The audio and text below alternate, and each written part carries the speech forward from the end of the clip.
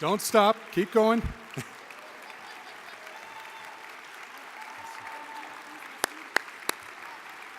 I introduce my student? Please. Hello? I think it's on. No? It's on. Yes, it is? Oh, hey, okay. Thanks, everybody. I just wanted to introduce our students, Kelsey, Davis, and, Rachel. Thank you all for your time. We really appreciate it. Had a good time.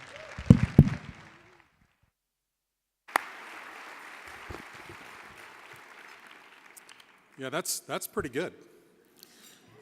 Thanks to not only our musicians, but thanks to Linda's around here somewhere, I'm sure. But the Colorado Springs Conservatory is such a great partner to us, and a positive note. What a project and what a program. And if you don't know anything about it, educate yourself. It's a terrific asset in this community. So, Linda, if you're out there, thank you so much for.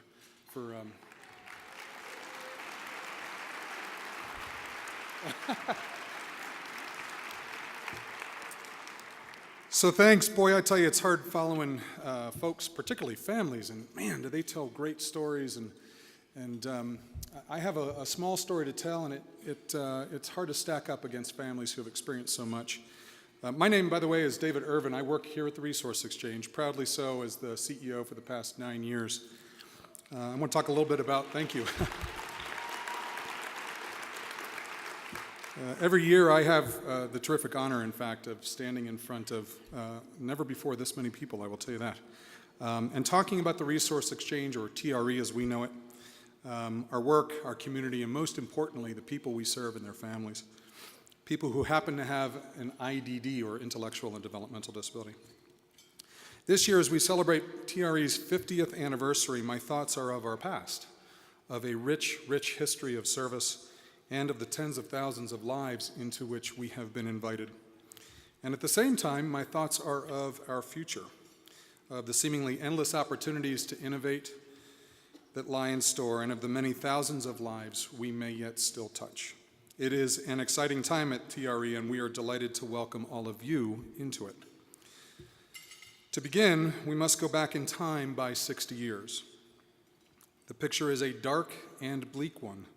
It is a time in which people with IDD face a grim future of life in institutions, hidden away from their home communities, and whose families face stigma and social ostracism. The imagery is dark and troubling.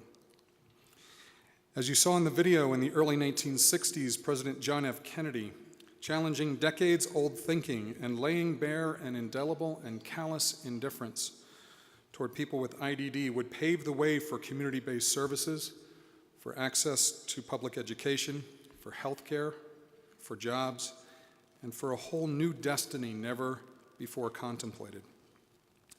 And Kennedy's work would invite families to forge a new future for their sons and daughters with IDD, a future that shone brighter than at any point in human history. In Colorado Springs, that future, envisioned by Keith McBurney, Thomas Hockman, and Margaret Peggy Marshall, and others, would include in 1964 the founding of the Resource Exchange.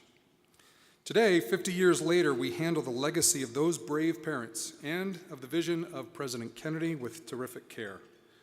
We know that the future they envisioned 50 years ago is one we must reach.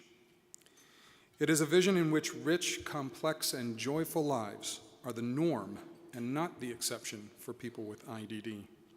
Are we there yet? No. There is still work to be done, and today I invite all of us to join that work. The very first thing we must do is to listen to the voices of our past and to dream without limitation of our future.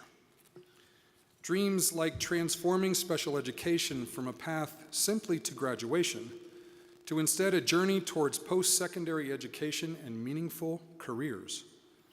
In 1971, 4 moms from the state of Washington authored the very first special education civil rights legislation in the U.S. This ultimately led to the Individuals with Disabilities Education Act, or IDEA, that entitles kids with IDD to a free and appropriate public education. While we honor these watershed legislative accomplishments, they do not go far enough. Today, we challenge ourselves and our educators to prepare our kids with IDD for the fullness of a future that is not defined simply by the accomplishment of graduation, but is enriched by opportunities for college, for technical or vocational training that prepares students for a career. Education at all levels, including special education, must be a means to a student's envisioned ends, not an end unto itself. Dreams like Fully and Forever, opening access to health care for people with IDD that is customized to their needs and their desires. It is not in dispute that people with IDD experience poorer health status than people without IDD, and neither are we left in any doubt as to why. In 2014, for all the extraordinary advancements in healthcare, there is not one single medical school in the U.S. that offers a residency in adult developmental medicine. There is no post-residency fellowship in this specialty. Not one medical practice board offers a specialty designation, and there are no formally adopted clinical standards of care for people with IDD. If we can imagine for ourselves the relationship between the quality of our lives and our health, then we must surely continue to pioneer a comprehensive system of healthcare that is customized to people with IDD and allows them their pursuit of great health and the quality of their lives. Dreams like ending the wait list once and for all.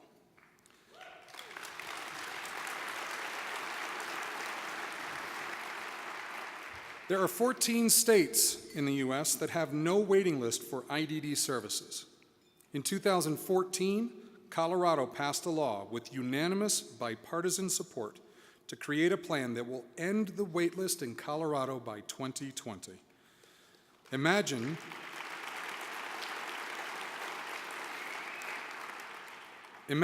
that future, one in which a person with IDD can access the services when, where, and how they need to pursue their destiny.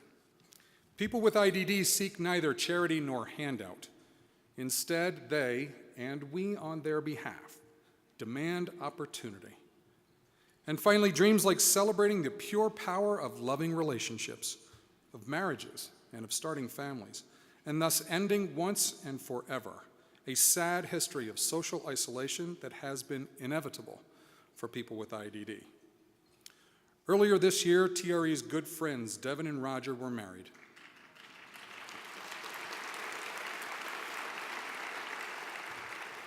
So too, earlier this year, Jill Rubin married Dan, the love of her life. These are fairy tale love stories, the kind the rest of us celebrate regularly. Devin and Roger and Jill and Dan have shown us that it is their story too. Is this so unfathomable? Has our history of diminishing the possibility of fairy tale love for people with IDD so immunized us to the potential that they too long for love and for family? I ask all of you today to embrace the possibility that love is a human emotion that is experienced by all people. These are the dreams of a future imagined 50 years ago by a president who had a sister with an IDD and TRE's founders alike. These dreams and many other equally compelling and inspiring dreams just like them are all achievable. When he was in 6th grade, Jacob, my now 15-year-old sophomore in high school, came home excited to show me the results of a career aptitude test he'd taken that day at school. "Daddy," he said, "I'm going to be a professional athlete or a veterinarian."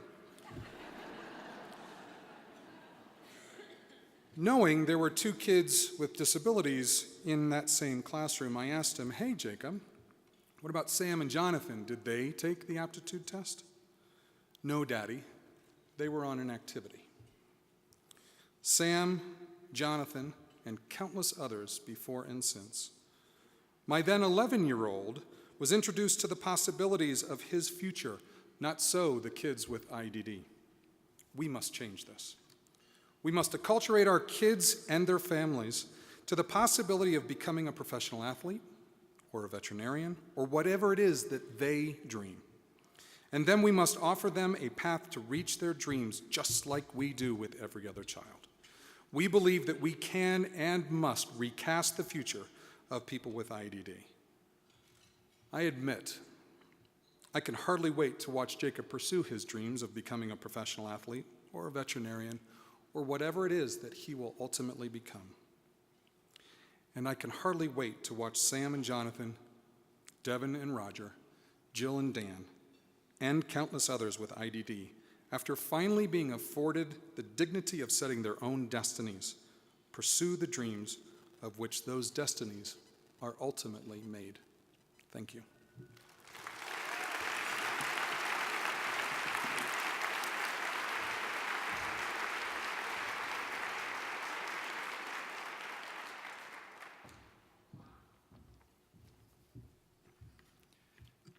I'm Chris Reynolds, and I joined the board of the Resource Exchange this past spring.